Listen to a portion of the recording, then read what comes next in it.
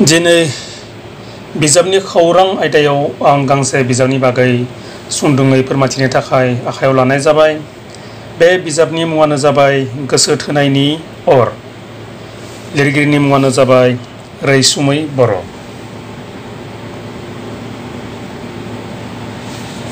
बेयो जाबाय गांसे सुंद' सल' बिजाब।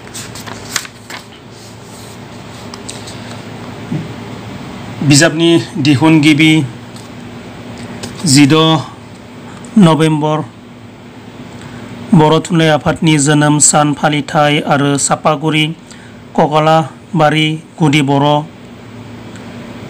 थुनलाइ आफादनि 50थि बोसोरारि जथुम्मा खालार 16 नभेम्बर 2022 इं थावनि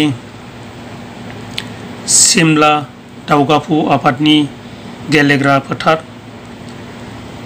बिजाबखौ लिरगिरि बिथाङा गावनो फोसावदों।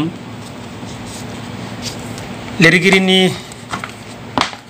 सिनायथि थरायना रैसुमै बर'। बिफानि मुं मुस्रि बिजय बर'। बिमानि मुं मुस्रिमा हरला बर'। गामि आरो लाइजाम सोग्रा बरखाग्रा। लाइजाम सोग्रा नं 781330 जिल्ला बाक्सा बि.टि.आर. आसाम। लिरगिरि बिथाङा गांसे खन्थाइ बिजाब फोसावखांबावबाय।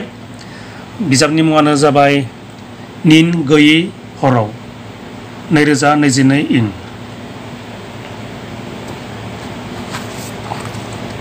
बे गोसो थोनायनि अर सुंद' सल' बिजाबाव गासै दों 16 सुंद' सल'फोर दं। सुंद' सल'फोरनि मुङा जाबाय फारियै सेथियाव आमाइनि फिसाज्ला, नैथियाव न' लिरनाय सावरि, थामथियाव आगान नागिरनानै, ब्रैथियाव सानखांस्रिनि थैस' थांस'नि लोगो, बाथियाव नोगोरनिफ्राय गामिसिम, दथियाव गोरोब फिननायसै, स्निथियाव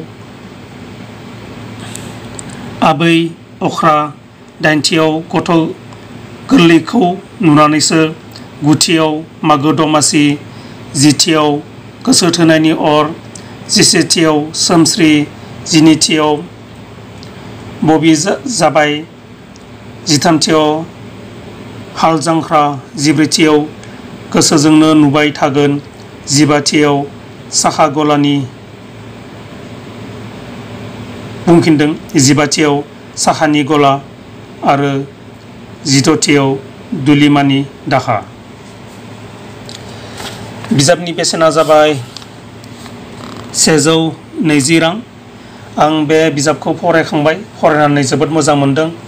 मिजिंथि बायदि गोसो थोनायनि अर सुंद' सल' बिजाबखौ बयबो अनसायगोन आरो लिरगिरि बिथां रैसुमै बर'निफ्राय गोदान बिजाब सोरजिनाय फरायनो मोनगोन होननानै मिजिंथिना दिनैनि बे बिजाबनि खौरां आयदाखौ बेखिनियावनो फोजोबनाय जाबाय।